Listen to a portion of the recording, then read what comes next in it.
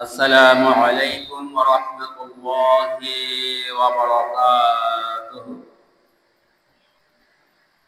إن الحمد لله نحمده ونستعينه ونستغفره ونؤمن به ونتوكل عليه ونعوذ بالله من شرور أنفسنا ومن سيئات أعمالنا. من يهده الله فلا مضل له ومن يضلله فلا هادي له. ونشهد أن لا إله إلا الله ونشهد أن محمدا عبده ورسوله الذي أرسله الله تعالى بالحق بشيرا ونذيرا وداعيا إلى الله بإذنه وسراجا منيرا. فقد قال الله تعالى في شان حبيبه مخبرا وآمرا: أعوذ بالله من الشيطان الرجيم.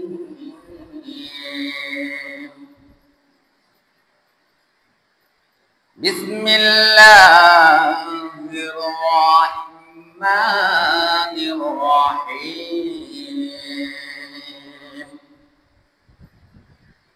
إن الله وملائكته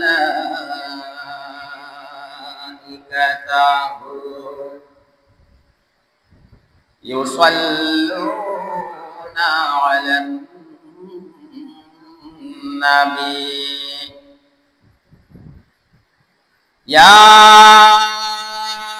أيها الذين آمنوا صلوا عليه وسلموا تسليما. اللهم صل على سيدنا مولانا محمد وعلى آله سيدنا مولانا محمد। প্রাণ খুলে মুহাব্বতের সাথে হৃদয়কে উজাড় করে আমরা সবাই পড়ি আল্লাহুম্মা সাল্লি আলা সাইয়্যিদিনা মাওলানা মুহাম্মদ ওয়া আলা আলি সাইয়্যিদিনা মাওলানা মুহাম্মদ বালাগাল উলা বিকামালিহি কশফাত দুজা বিজামালিহি হাসনাত জামিআ হিসালিহি সাল্লু আলাইহি ওয়া আলিহি। मुझे कुछ मिले या न मिले मुहम्मद मिले, यानी वो शय जिससे अल्लाह मिले बलगल उला बिकमालिही कशफत तुजा बिजमालिही हसनत जमीअ इसालिही सल्लु अलैहि वालिही। हम मज़ार मुहम्मद पे मर जाएंगे, जिंदगी में यही काम कर जाएंगे। बलागल उला बिकमालिही कशफत दुजा बिजमालिही हसनत जमीअ हिसालिही सल्लु अलैहि वालिही। सदकाल्लाहुल आज़ीम। ঐতিহ্যবাহী লোহাগাড়া বাইতুস সালাম জামা মসজিদে আজকে 3 রবিউস সানি 1447 হিজরি 11 আশ্বিন 1432 বঙ্গাব্দ শরৎকাল।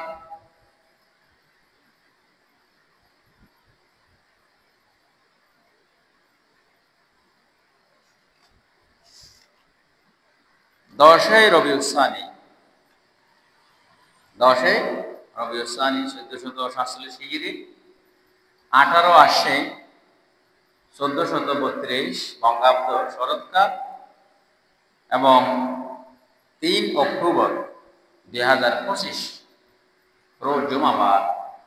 আল্লাহ সুবহানাহু ওয়া তাআলা দয়া করে মায়া করে মুহাব্বত করে অসংখ্য আল্লাহর বান্দা থেকে বাছাই করে আমাদেরকে পবিত্র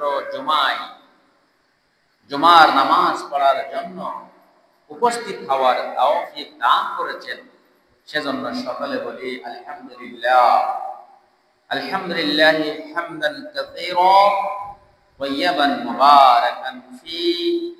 ইয়া রাব্বি লাকাল হামদ কামা ইয়ানবাগি লিজালালি ওয়াজহিকা ওয়া আযীমি সুলতানিকা।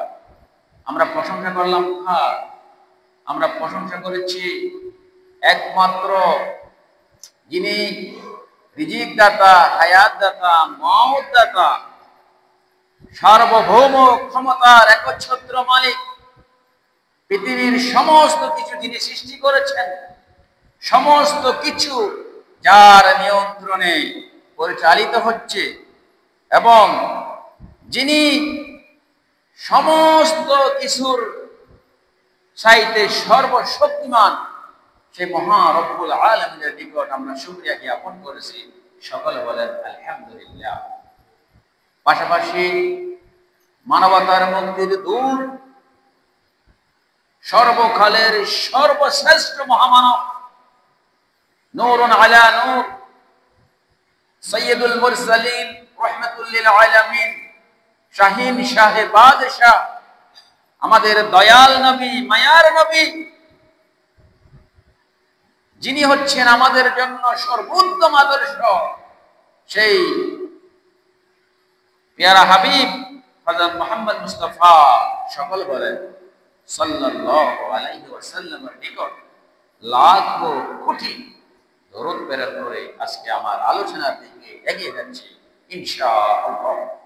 প্রিয় ভাইয়েরা, প্রিয় হাজিরিন, আজকে আমি পবিত্র জুমার আলোচনার বিষয় নির্ধারণ করেছি মানবিক চরিত্রের নৈতিক গুণাবলীর সর্বশ্রেষ্ঠ একটি চরিত্র, সর্বোৎকৃষ্ট একটি চরিত্র হচ্ছে আমানতদারি, আমানত। এই জন্য আমি মহা রব্বুল ইজ্জতের নিকট শুকরিয়া জ্ঞাপন করছি। প্রিয় ভাইয়েরা, ইসলামের শরিয়াতের মধ্যে চরিত্র হচ্ছে দুই ধরনের। একটা হচ্ছে আখলাকে হামিদা, যেটাকে বলা হয় প্রশংসনীয় চরিত্র, গ্রহণীয় চরিত্র। আর একটা হচ্ছে আখলাকে যামিমা, যেটা হচ্ছে বর্জনীয় চরিত্র, নিন্দনীয় চরিত্র, এই চরিত্রের মধ্যে, এই নৈতিক গুণাবলীর মধ্যে ইসলাম যেই গুণাবলীটা, যেই চরিত্রটার উপর সবচেয়ে বেশি গুরুত্ব দিয়েছে, সবচেয়ে বেশি প্রাধান্য দিয়েছে, সেটা হচ্ছে আমানতদারি তথা আমানত, লয়ালিটি, অনেস্টি, যেটাকে ডেপোজিটও বলা হয়। এই আমানতদারিটা হচ্ছে সবচাইতে একজন মানুষের কাছে সবচেয়ে গুরুত্বপূর্ণ একটা চরিত্র। এই আমানত এর কারণেই একজন মানুষ, আমানত যথাযথভাবে রক্ষা করার কারণেই একজন মানুষ সর্বোত্তম চরিত্রের অধিকারী হয়ে হতে পারে। সুবহানাল্লাহ। এই জন্য ইসলামে এই আমানতদারির গুরুত্ব ও তাৎপর্য অপরিসীম। যেমন আমানত বলা হয়, আপনার কাছে আপনার কোনো ভাই, ব্রাদার, বন্ধু বান্ধব অথবা যে কোনো লোক কোনো কিছু আপনার কাছে জমা রেখেছে, গচ্ছিতে রেখেছে, সেটা টাকাও হতে পারে, অন্যান্য ধন সম্পদও হতে পারে। আপনাকে আমানতদার হিসেবে আপনার কাছে বিশ্বস্ত ব্যক্তি হিসেবে তিনি কি করেছেন, আপনার কাছে জমা রেখেছেন। ওই জমাকৃত ধন সম্পদ, টাকা পয়সা ওখান থেকে খরচ না করে, ব্যবহার না করে যেভাবে আপনাকে দিয়েছেন সেভাবে ফিরিয়ে দেওয়াই হচ্ছে সর্বোত্তম আমানতদারিতা। বলেন না সুবহানাল্লাহ। এটা হচ্ছে কি আমানতদারি। এটা আল্লাহ সুবহানাহু ওয়া তাআলা পবিত্র কোরআনের মধ্যে বলেন, বিসমিল্লাহির রাহমানির রহিম, ইন্নাল্লাহা ইয়া'মুরুকুম আন তু'আদ্দুল আমানাতি ইলা আহলিহা। নিশ্চয় আল্লাহ তাআলা তোমাদেরকে আদেশ দিচ্ছেন, নির্দেশ দিচ্ছেন, তোমরা তোমাদের আমানত সমূহ তাদের হকদারদের কাছে পৌঁছিয়ে দাও।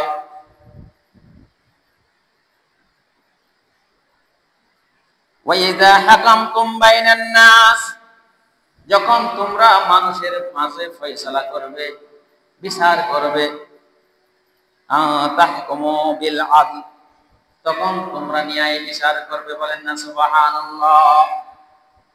আমানতদারের আমানত হক ফিরিয়ে দেওয়ার জন্য আল্লাহ তাআলা কি করতেছেন, আদেশ দিচ্ছেন। এবং যখন আপনি সমাজের সরকার, আপনি মেম্বার, চেয়ারম্যান, এমপি, মন্ত্রী, আপনি বিচার করবেন, তখন আমানতের ভিত্তিতেই, ন্যায় পরায়ণতার ভিত্তিতেই আপনার কি করতে হবে, বিচার করতে হবে। এটা অত্যন্ত একটি গুরুত্বপূর্ণ আমানত। আপনি আমাদের খেয়ানত করতে পারবেন না, সঠিক বিচার করতে হবে।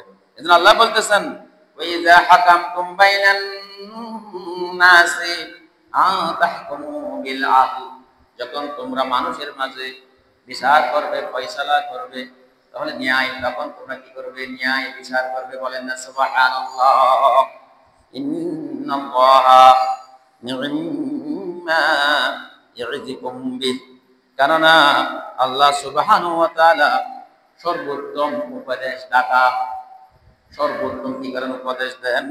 ইন্নাল্লাহা, নিশ্চয় আল্লাহ সুবহানাহু ওয়া তাআলা কানা সামিআন বাসীরা, তিনি সবকিছু শুনেন এবং তিনি সবকিছু দেখেন। বলেন না সুবহানাল্লাহ।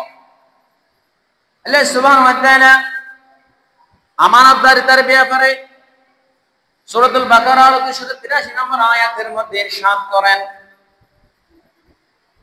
ফালিউআদ্দিল্লাযী উকমিনা আমানাতাহু ওয়ালিয়াত্তাকিল্লাহা রাব্বাহু। অতএব যার উপর আমানত রাখা হয়েছে সে যেন তা যথাযথভাবে তার আমানত ফিরিয়ে দেয়। এই আমানত ফিরিয়ে দেওয়ার ক্ষেত্রে যেন সে আল্লাহকে ভয় করে, যিনি হচ্ছেন তার পালনকর্তা। বলেন না সুবহানাল্লাহ। তাহলে আমানত আপনাকে যথাযথভাবে কি করতে হবে, যার আমানত আপনাকে রাখতে দেওয়া হয়েছে তা কিন্তু পৌঁছে দিতে হবে। এবং এখানে কিয়ামত করার ক্ষেত্রে আল্লাহকে ভয় করতে হবে, কারণ আল্লাহ হচ্ছে আমাদের পালন কর্তা। শুধু তাই নয়, আল্লাহ সুবহানাহু ওয়া তাআলা বলেছেন মুমিনরা তখন সফল হয়, মুমিনরা তখন সফলতা অর্জন করে যখন সেই মুমিন তার আমানত রক্ষা করে চলে, অঙ্গীকার পূর্ণ করে। আল্লাহ সুবহানাহু ওয়া তাআলা সূরাতুল মুমিনের মধ্যে কি সুন্দর করে বর্ণনা করেছেন, ক্বাদ আফলাহাল মুমিনুন, অবশ্যই অবশ্যই মুমিনরা সফল কাম হয়েছে। ওয়াল্লাযীনা হুম লিআমানাতিহিম ওয়া আহদিহিম রাউন, যারা তাদের আমানত এবং অঙ্গীকার সমূহ পূর্ণ করেছে, বলেন না সুবহানাল্লাহ। আমানত এবং অঙ্গীকার যারা রক্ষা করেছে, আল্লাহ বলতেছেন ক্বাদ আফলাহাল মুমিনুন, তারা কি হয়েছে? সফল হয়েছে, সফল কাম হয়েছে, বলেন না সুবহানাল্লাহ। আল্লাহ রাসূল সাল্লাল্লাহু আলাইহি ওয়াসাল্লাম পবিত্র হাদিস শরীফের মধ্যে ইরশাদ করেন আমানতের গুরুত্ব সম্পর্কে। ওয়া রাসূলুল্লাহ সাল্লাল্লাহু আলাইহি ওয়াসাল্লাম আদ্দিল আমানাতা ইলা মান ইতামানাকা, যে তোমার কাছে আমানত রাখে তুমি তার কাছে সেই আমানত ফেরত দাও। ওয়ালা তাখুন মান খানাকা, আর যে তোমার সঙ্গে খেয়ানত করে তুমি তার সঙ্গে খেয়ানত করো না, বলেন না সুবহানাল্লাহ। অন্য কেউ খেয়ানত করো আমানতের, কিন্তু আমি একজন সচ্চা ইমানদার, একজন মুসলমান, একজন ইমানদার ব্যক্তি, আপনি কি করতে পারবেন না? আমানতের খেয়ানত করতে পারবেন না। যার আমানত তাকে যথাযথভাবে আপনাকে ফিরিয়ে দিতে হবে। অন্য কেউ যদি আমানতের খেয়ানত করে, কিন্তু আপনি একজন ইমানদার, মুত্তাকি, পরহেজগার মুসলিম হিসেবে আপনি আমানতের খেয়ানত করতে পারবেন না, বলেন না সুবহানাল্লাহ। শুধু তাই নয় প্রিয় ভাইরা, নবী করিম সাল্লাল্লাহু আলাইহি ওয়াসাল্লাম আমাদেরকে নির্দেশ দিচ্ছেন, আমাদেরকে আদেশ দিচ্ছেন, আমাদেরকে অঙ্গীকার দিচ্ছেন, আমাদেরকে নিশ্চয়তা দিচ্ছেন, আমাদেরকে ভরসা দিচ্ছেন। আমরা যদি 6টা কাজ দুনিয়ার মধ্যে পালন করি, আল্লাহ সুবহানাহু ওয়া তাআলা আমাদেরকে, আল্লাহ রাসূল সাল্লাল্লাহু আলাইহি ওয়াসাল্লাম আমাদেরকে জান্নাতের নিশ্চয়তা দিয়েছেন, বলেন না সুবহানাল্লাহ। 6টা যদি পৃথিবীতে দায়িত্ব পালন করি, আল্লাহ রাসূল সাল্লাল্লাহু আলাইহি ওয়াসাল্লাম বলেছেন তাদের জন্য জান্নাত অবধারিত, আমি তাদেরকে জান্নাতের নিশ্চয়তা দিচ্ছি, বলেন না সুবহানাল্লাহ। قال رسول الله صلى الله عليه وسلم আদমানু লি সিত্তা মিন আনফুসিকুম, তোমরা যে তোমাদের পক্ষ থেকে আমাকে 6টা জিনিসের কি দাও, নিশ্চয়তা দাও, জামিন দাও। আদমান লাকুমুল জান্নাহ, তাহলে আমি তোমাদেরকে জান্নাতের কি দেব, নিশ্চয়তা দিব। তবে আমি তোমাদের জন্য জান্নাতের কি দিচ্ছি, জামিন দিচ্ছি, বলেন না সুবহানাল্লাহ। এর মধ্যে প্রথম হচ্ছে আসদুকু ইযা হাদাসতুম, যখন তোমরা কথা বলবে সত্য কথা বলবে। কথা বলার সময় কি বলতে হবে? সত্য কথা বলতে হবে। ওয়া আউফু ইযা ওয়াআদতুম, যখন কোনো প্রতিশ্রুতিতে অঙ্গীকার দেয়, সে প্রতিশ্রুতি সেই অঙ্গীকার কি করে পূর্ণ করবে। ওয়াআদু ইযা তুমিতুম, তোমার কাছে যখন কোনো কিছু আমানত রাখা হলে তা যথাযথভাবে আদায় করবে। ওয়াহফাজু ফুরুজাকুম, এবং তোমাদের লজ্জা স্থানের হেফাজত করবে, বলেন না সুবহানাল্লাহ। আল্লাহ রাসূল সাল্লাল্লাহু আলাইহি ওয়াসাল্লাম এই লজ্জা স্থান এবং মুখের ব্যাপার অন্যত্র বলেছেন, মাইয়ামাল্লি মা বাইনা রিজলাইহি ওয়া মা বাইনা রিজলাইহি আদমান লাহুল জান্নাহ, বলেন না সুবহানাল্লাহ। যে ব্যক্তি আমাকে 2 রানের মধ্যবর্তী স্থান, লজ্জা স্থান এবং 2 চোয়ালের মধ্যবর্তী স্থান জিহ্বার নিশ্চয়তা দেবে, জামিন দেবে, আমি তাকে জান্নাতের নিশ্চয়তা দেব, বলেন না সুবহানাল্লাহ। তাহলে ওয়াহফাজু ফুরুজাকুম, তোমাদের মধ্যে যারা তাদের লজ্জাস্থানের হেফাজত করবে। ওয়াকুদ্দু আবসারাকুম, দৃষ্টিকে সংযত রাখবে,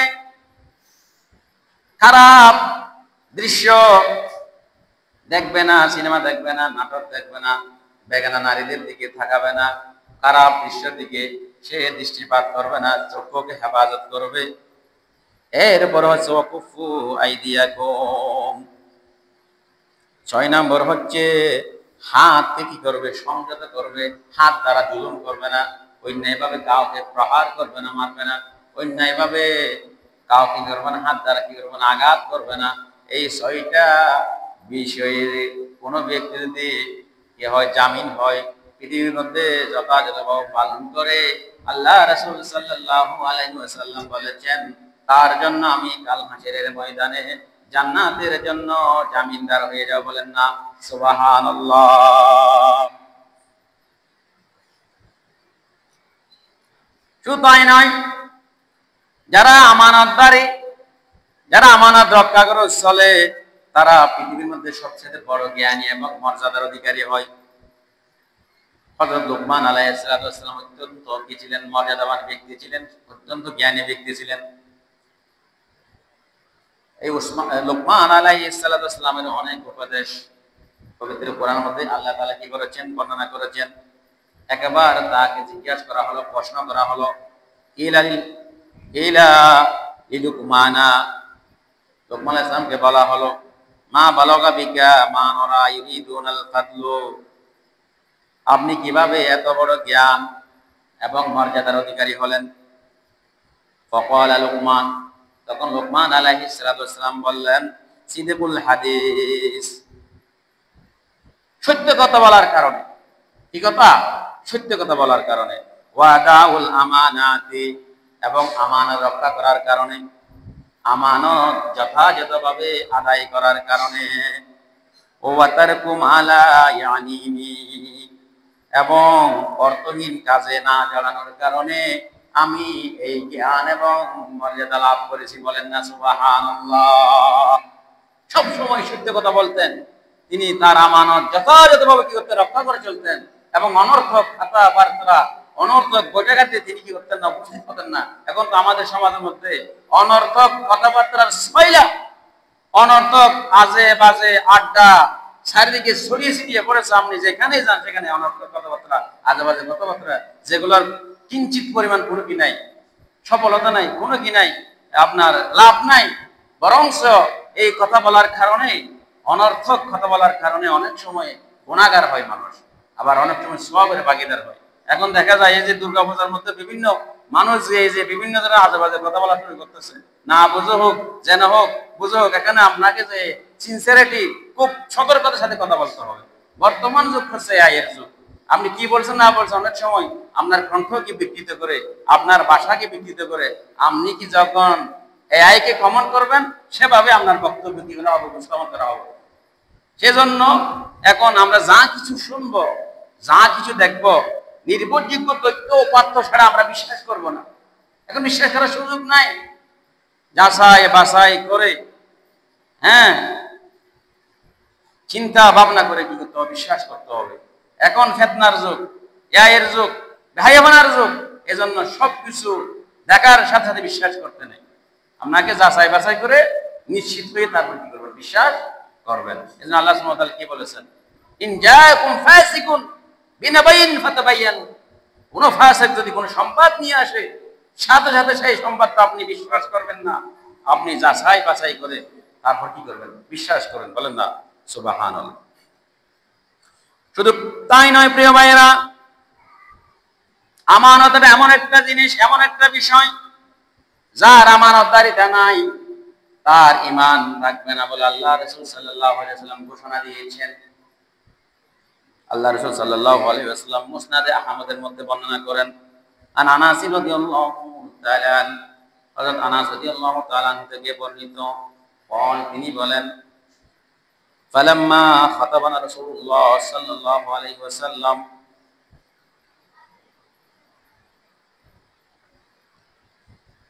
নবী করিম সাল্লাল্লাহু আলাইহি ওয়াসাল্লাম যখন খুতবা দিতেন,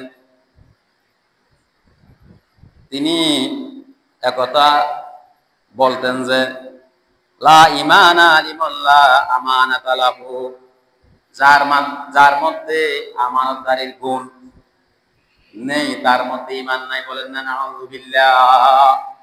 যে ব্যক্তির মাঝে আমানতদারিটা নাই, আমানতের খেয়ানত করে, আল্লাহ রাসূল সাল্লাল্লাহু আলাইহি ওয়াসাল্লাম বলেছেন তার কি নাই? ঈমান নাই, বলেন না নাউযুবিল্লাহ। প্রিয় ভাইরা, শুধু তাই নয়, কোন ধন সম্পদ যখন, কোন জিনিসপত্র যখন কারো কাছে জমা রাখা হয়, সেটা সে যথাযথভাবে কি করবে? সংরক্ষণ করবে, এবং প্রয়োজনীয় যেভাবে তাকে ওই আমানতটা দেওয়া হয়েছে সেভাবে কি করবে? ফিরিয়ে দেবে। সেটাই হচ্ছে আমানত। এই জন্য আল্লাহ সুবহানাহু ওয়া তাআলা আমাদের উপর যে কতগুলা বিষয় ফরজ করেছেন, নামাজ, রোজা, হজ, যাকাত, জিহাদ, এই যে হকুল্লাহ, এগুলো হচ্ছে আল্লাহর হক, আল্লাহর অধিকার, সেগুলোও যথাযথভাবে পালন করাও হচ্ছে আমানত। এগুলো হচ্ছে আল্লাহর হক। আল্লাহ আমাদেরকে আমানত হিসেবে এগুলো দিয়েছেন, সেগুলোকে যথাযথভাবে পালন করাই হচ্ছে কি? আমানত। এগুলো আমানতের অন্তর্ভুক্ত। এই জন্য এগুলো আমাদেরকে অবশ্যই কি করতে হবে? পালন করতে হবে। এই আমানতের খেয়ানত করলে কাল হাসরের ময়দানে আল্লাহর সামনে কি হতে হবে? লজ্জিত হতে হবে। এই জন্য আল্লাহ তাআলা আমাদেরকে যে আমানতগুলো দিয়েছেন, সেই আমানতগুলো যথাযথভাবে কি করতে হবে? পালন করতে হবে। এরপরে আল্লাহ সুবহানাহু ওয়া তাআলা এই যে মানুষের উপর, মানুষের যেসব অধিকার রয়েছে, এক মানুষ অপর মানুষের কি রয়েছে? অধিকার রয়েছে। এগুলোকে হকুল ইবাদ বলে, বান্দার হক। এগুলোও কি? আমানত। এগুলোকে আমানতের অন্তর্ভুক্ত করা হয়েছে।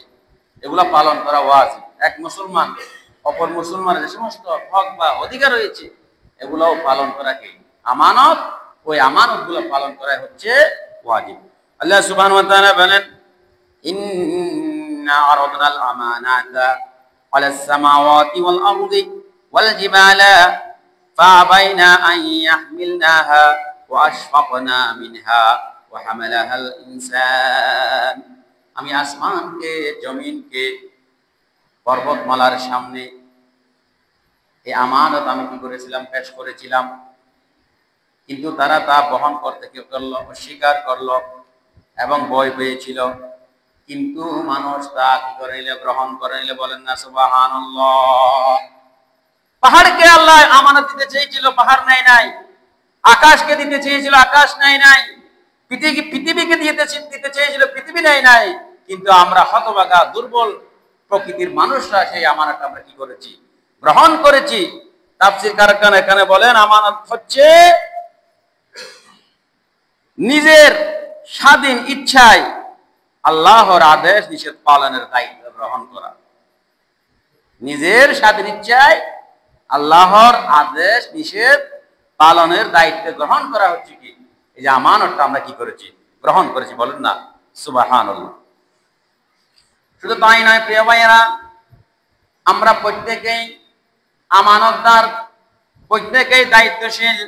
যে জায়গায় অবস্থান করি না কেন, সেই জায়গায় আমি একজন আমানতদার, আমি একজন দায়িত্বশীল।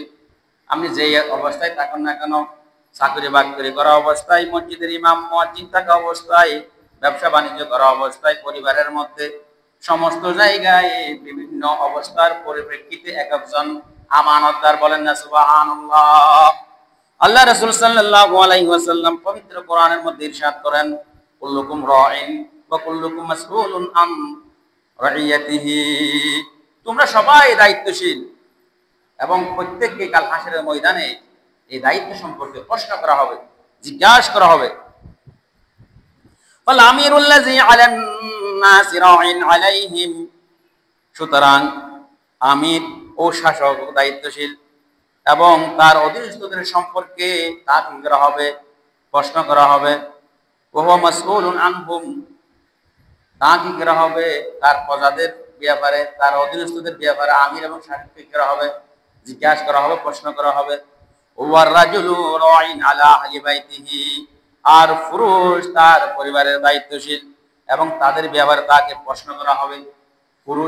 পুরুষে সেই পরিবারের মধ্যে সে যথাযথভাবে ইসলাম পালন করছে কিনা, স্ত্রীকে পর্দার মধ্যে রাখছে কিনা, শরীয়তের আদেশ দিয়েছে কিনা, ছেলে সন্তান মেয়ে সন্তানদেরকে ইসলামে জ্ঞানী করছে কিনা, শরীয়তের পাবন্ধি ছিল কিনা, তাদের হক যথাযথভাবে আদায় করছে কিনা, নারীদের হক স্ত্রীদের হক যে অধিকার আছে, ছেলে সন্তানদের যে অধিকার আছে, পরিবার পরিজনের অন্যান্য সদস্যদের যে অধিকার আছে হক রয়েছে, সেগুলো সে যথাযথভাবে পালন করছে কিনা, সে ব্যাপারে কাল হাসরের ময়দানে আপনাকে জিজ্ঞাসা করা হবে। বলেন না নাউযুবিল্লাহ। وهو مسؤول عنهم والمرأة راعية على بيت بعلها। এবং নারী তার স্বামী ও সন্তানের দায়িত্বশীল নারীরা, এবং তাদের ব্যাপারেও তাকে কি করা হবে, প্রশ্ন করা হবে।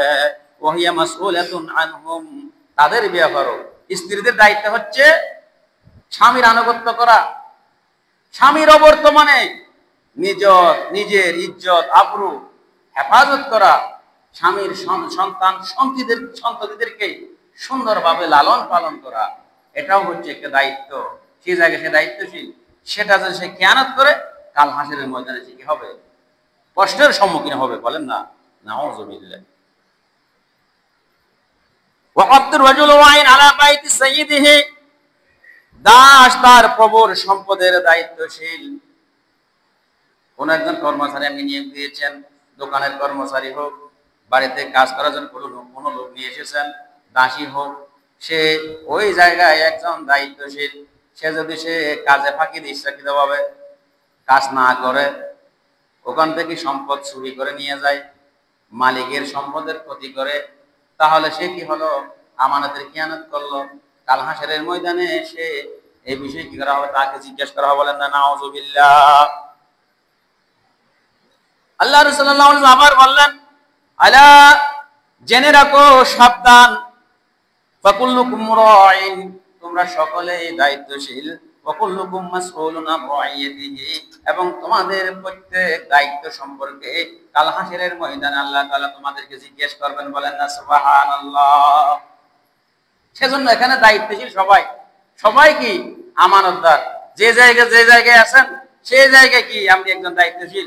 আপনি পৃথিবীর মধ্যে চলছাতুরি করে, বিভিন্ন ফোন দিয়ে হেঁটে, বিভিন্ন পন্থা অবলম্বন করে আপনি যদিও মানুষের চোখকে ফাঁকি দিয়ে বেঁচে যেতে পারেন, কিন্তু আল্লাহর কাছে আপনি করতে পারবেন না, বাঁচতে পারবেন না।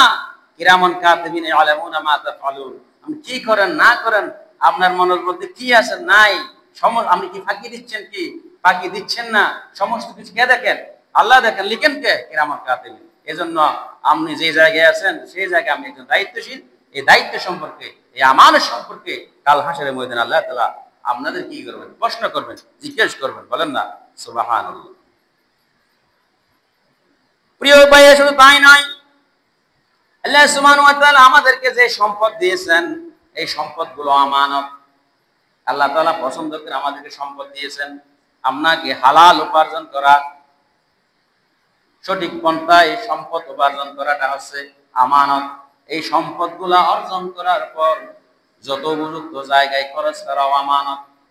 ইসলামী আন্দোলনের জন্য দেওয়াও আমানত, জিহাদের জন্য দেওয়াও আমানত, পরিবার পরিজনের জন্য খরচ করা আমানত, আত্মীয় স্বজনের জন্য খরচ করা আমানত। এই যে মসজিদ, মাদ্রাসা, এতিমখানায় দান সদকা করা, এই যে সম্পদের এখানে হক রয়েছে। ওফি আমওয়ালিহিম হাক্কুন লিসাইল ওয়াল মাহরুম, তাদের ধন সম্পদের মধ্যে অভাবগ্রস্ত ফকির মিসকিনদের কি রয়েছে, অধিকার রয়েছে, হক রয়েছে। এগুলো আপনার নিজের সম্পদ না, এগুলো আল্লাহ সুবহানাহু ওয়া তাআলা আপনাকে মহব্বত করে ভালোবাসে সম্পদ দিয়েছেন। ওই সম্পদগুলা আপনাকে যত উপযুক্ত জায়গায় কি করতে হবে, খরচ করতে হবে। বলেন না সুবহানাল্লাহ। আমানতের কি করা যাবে, খেয়ানত করা যাবে না। টাকা পাইছেন বলে আপনি বিভিন্ন খারাপ কাজে, মন্দ কাজে, নাচ গানে এগুলা খরচ করার অধিকার আল্লাহ আপনাকে দেয় নাই। ওই টাকাগুলা আপনাকে সঠিক পন্থায়, সঠিক পদ্ধতিতে, সঠিকভাবে খরচ করতে হবে। না হলে আপনি আমানতের খেয়ানতকারী হিসেবে কাল হাসরের ময়দানে আল্লাহর দরবারে প্রশ্নের সম্মুখীন হবেন। বলেন না নাউযুবিল্লাহ। এরপর উত্তরাধিকার আমানত সবচেয়ে গুরুত্বপূর্ণ। এই যে আপনি মা বাবা মারা গিয়েছে, ধন সম্পদের মালিক না, বোনের অধিকার বোনকে দিয়ে দিতে হবে, ভাইয়ের অধিকার ভাইকে দিয়ে দিতে হবে। যার যা প্রাপ্য সমস্ত কিছু সুন্দরভাবে ফরাইজের রীতি নীতি অনুসরণ করে সুন্দরভাবে কি করে দিতে হবে, বন্টন করে দিতে হবে। সমাজের মধ্যে একটা ট্রেন্ড চলে আসছে, তরকা হাইলে সরহাই নাউজুবিল্লাহ। আল্লাহ যেখানে আদেশ দিয়েছেন তার সম্পদ তাকে দিয়ে দাও, বোনদের সম্পদ বোনকে দিয়ে দেওয়া ফরজ, ভাইদের সম্পদ ভাইকে দিয়ে দেওয়া ফরজ। এই যে আমানত, আমানতটাকে আমরা রক্ষা করতে হবে, না হলে কাল হাসরের ময়দানে আপনাকে জাহান্নামের অধিকারী হতো নাউজুবিল্লাহ। বোনের সম্পদ বোনকে দিয়ে দিতে হবে, ভাইয়ের সম্পদ ভাইকে দিয়ে দিতে হবে। ধনের সম্পদ যথাযথভাবে আমরা কি করতে হবে, বন্টন করে যাবে। সম্পদের যত উপযুক্ত আপনাকে শরীয়তের মানদণ্ড, শরীয়তের নির্দেশনা আমরা কি করতে হবে, বন্টন করে দিতে হবে। এরপরে এক জানমাল, সময় যেহেতু সে জান এবং মাল এক অপরের আমানত। তারপরে সন্তান হচ্ছে আপনার জন্য আমানত। এই যে সন্তানকে ইসলামী আদর্শে আদর্শিত করা, ইসলামের জ্ঞান শিক্ষা দেওয়া, ইসলামের মৌলিক জ্ঞানের প্রতি কি করা, উৎসাহিত করা, এটা আপনার সন্তানের প্রতি আমানত। এই যে মসজিদ মাদ্রাসা, এই যে আপাশে মাদ্রাসা যেখানে আছে সেখানে ভর্তি করে দিয়ে ইসলামের নৈতিক জ্ঞান যেগুলো আছে, ইসলামের মৌলিক জ্ঞান যেগুলো আছে সেগুলো অর্জন করার মতো শিক্ষা দেওয়া আপনার জন্য ফরজ। না হলে কাল হাসরের ময়দানে এই সন্তান আপনার বিরুদ্ধে আল্লাহর দরবারে কি করবে, বিচার দেবে। আমাকে পড়ালেখা করায় নাই, আমাকে ইসলাম সম্পর্কে বলে নাই, আমাকে ইসলামী আদর্শ কি এটা বোঝার জন্য আমাকে কি করে শিক্ষা দেয় নাই, আমাকে মাদ্রাসায় দেয় নাই, আমাকে আলেম বানায় নাই, আমাকে এই করে সেই করে, এগুলোর জন্য কাল হাসরের ময়দানে আপনি কি হবেন, লজ্জিত হবেন। আল্লাহর দরবারে ছেলেটা আপনার বিরুদ্ধে বিচার দেবে। এই জন্য ছেলে সন্তান হচ্ছে আমানত। ছেলে সন্তানকে সর্বোত্তম চরিত্রের অধিকারী হিসেবে অধিকারী করে গড়ে তোলা হচ্ছে মা বাবার দায়িত্ব। পৃথিবীর মধ্যে সবচেয়ে বড় সম্পদ হচ্ছে সন্তান সন্ততি। এখন আমরা আমাদের বর্তমানে দেখা যায় সন্তান সন্ততির সাথে দেখা সাক্ষাৎ নেই, এরকম অনেক কি আছে, ফিদা আছে। অর্থাৎ সন্তান সবচেয়ে বড় সম্পদ। পৃথিবীতে যা কিছু করা হচ্ছে সব কিছু করা হচ্ছে স্ত্রী সন্তান সন্ততির জন্য। এখন অনেক কিপটা আছে, হার কিপটা, টাকা পয়সা ইনকাম করে প্রচুর, কিন্তু ছেলে সন্তান স্ত্রী খরচ করে না, ব্যাংকে জমা করে। নাউজুবিল্লাহ। টাকা বলে কার জন্য ভাই? সম্পদ কার জন্য? ছেলে মেয়েকে মানুষ করার জন্য না।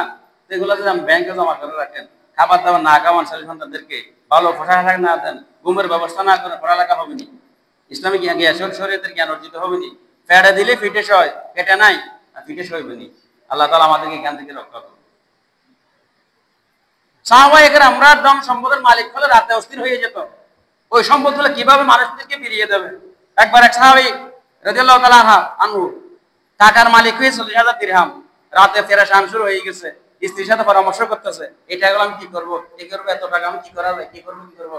স্ত্রী বলতেছে একটু ধৈর্য ধরেন না, সকাল হোক, সকাল মানুষদেরকে বিলিয়ে দিবেন। এত সে ঘুম আসে না। তখন স্ত্রীর পরামর্শ সে কি করলো, টাকাগুলো ফুটলি করলো, ফুটলি করে করে করে ফুটলি করে করে সমস্ত টাকা সকালবেলা মানুষের কাছে কি করেছে, বিলিয়ে দিয়েছে। বলেন না সুবহানাল্লাহ। আমরা আছি শুধু টাকা, ধন, সম্পদ, কিন্তু এই যে আমাদের বিভিন্ন এই যে আমানতের কথা যেগুলো বলা হচ্ছে, টাকা পয়সা কিভাবে উপার্জন করব, কিভাবে খরচ করব, সেদিকে আমরা নাই, শুধু জমা জমা জমা। এই জন্য আল্লাহ তাআলা কি বলেছেন, ওয়াইলুল লিকুল্লি হুমাযাতিল লুমাযা আল্লাযী জামা মালাহু ওয়া আদ্দাদা। এটা বিস্তারিত বর্ণনা দিকে যাচ্ছি না। এরপরে প্রিয় ভাইরা, কেউ কোনো একটা কথা বলছে আপনাকে, সেটা গোপন করতে বলা হয়েছে, সেটা আপনি অপরকে বলে দেওয়া যায় না, এটাও আমানত, গোপন কথা। তবে কয়েকটা কথা আপনি বলতে পারবেন, সেটা গোপন করতে বলা হলো। সেটা হচ্ছে যেখানে কাউকে নেব হত্যা করা কি করা হয়েছে, সিদ্ধান্ত নেওয়া হয়েছে, সেটাও বলতে পারবেন। তারপরে কারো ইজ্জত আবরু নষ্ট করার পরিকল্পনা করা হয়েছে, সেটা আপনি বলতে পারবেন। এবং ডাকাতি করার পরিকল্পনা করা হয়েছে, সেটাও আপনি অপরকে বলতে পারবেন। এটা আমাদের জ্ঞান হবে না। আল্লাহ সুবহানাহু ওয়া তাআলা আজকে আমরা যা কিছু আলোচনা করেছি সে অনুযায়ী আমল করার তৌফিক দান করুন। আমাদের প্রত্যেককে যেন আমরা আমাদের আমানত রক্ষা করে চলতে পারি। আল্লাহর কাছে সেই তৌফিক কামনা করে আমি আজকের আলোচনা এখানে শেষ কিছু আলহামদুলিল্লাহ। প্রিয় ভাইরা, একটা বিষয় খেয়াল করছি, এই যে আমরা একটু বন্ধু বান্ধবের সাথে বসলে, নাস্তা করতে বসলে 100 টাকা, 120 টাকা, তিনজন নিয়ে বসলে 150 টাকা চলে যায়। একটু নাস্তা করতে বসলে কি অনেক টাকা, একটা চা খেতে গেলে 20 টাকা, 15 টাকা। কিন্তু গত কয়েক মাস ধরে আমরা দেখতেছি আমাদের মসজিদের মধ্যে এই যে আমরা যে নামাজ পড়ার পরে যে চাঁদাটা দিই, একেবারে নাজুক পরিস্থিতি, সামান্য টাকা ওঠে। অথচ আপনার সবচেয়ে উত্তম দান কোথায়? মসজিদ মাদ্রাসায় দান করা। বন্ধু বান্ধবকে খাওয়াটা ঠিক আছে, কিন্তু আমাদের মসজিদে অন্তপক্ষে 50টা 100টা সপ্তাহে টাকা দিতে পারি না। আমরা চেষ্টা করব সবসময় যেন আমরা মসজিদ মাদ্রাসায় গরিব অসহায়দেরকে বেশি বেশি দান করতে পারি। ওই দানগুলো আল্লাহর দরবারে জমা থাকবে। ইয়া আইয়ুহাল্লাযীনা আমানু হাল আদাল্লুকুম আলা তিজারা তুনজিকুম মিন আযাবিন আলীম। আমি কি তোমাদেরকে এমন ব্যবসার সংবাদ দেব না যে এই ব্যবসাটা করলে কাল হাসরের ময়দানে আল্লাহ তাআলা তোমাদেরকে যন্ত্রণাদায়ক শাস্তি থেকে রক্ষা করবেন। তুমিনুনা বিল্লাহি ওয়া রাসূলিহি ওয়া তুজাহিদুনা ফি সাবিলিল্লাহ বিআমওয়ালিকুম ওয়া আনফুসিকুম যালিকুম খায়রুল লাকুম ইন কুনতুম তা'লামুন। এই যে মসজিদ, মাদ্রাসা, এতিমখানায় দান সাদকা করা, এগুলো জমা রাখতেছেন, এগুলো খরচ হচ্ছে না, এগুলো কাল হাসরের ময়দানে আল্লাহ সুবহানাহু ওয়া তাআলা নাকি পুঙ্খানুপুঙ্খানুরূপে দিয়ে দেবেন। আপনি এই যে স্ত্রী সন্তানদের খরচ করতেছেন, স্ত্রী সন্তান ভালো হলে না আপনার জন্য কাজে আসবে, সন্তান যদি খারাপ হলে আপনার কাজে আসবে নি, আপনার লজ্জিত হতে হবে হাসরের ময়দানে। এই জন্য আমরা মসজিদে, মাদ্রাসা বেশি বেশি দান করবো। অন্তর্পক্ষে আমরা একজন বন্ধুকে নাস্তা করাতে গেলে তো 50 টাকার উপরে খরচ হয়ে যায়। আমরা খরচ করি কিন্তু তখন গায়ে বাজে না। মসজিদে দিতে গেলে, মাদ্রাসায় দিলে আমাদের গায়ে বাজে। আল্লাহ তাআলা যেন আমাদেরকে বেশি বেশি দান করার তৌফিক দান করেন, সেই তৌফিক কামনা করে আমার আলোচনা এখানে শেষ করছি। ওয়া আখিরু দাওয়ানা আলহামদুলিল্লাহি রাব্বিল আলামিন। আসসালামু আলাইকুম ওয়া রাহমাতুল্লাহি ওয়া বারাকাতুহু।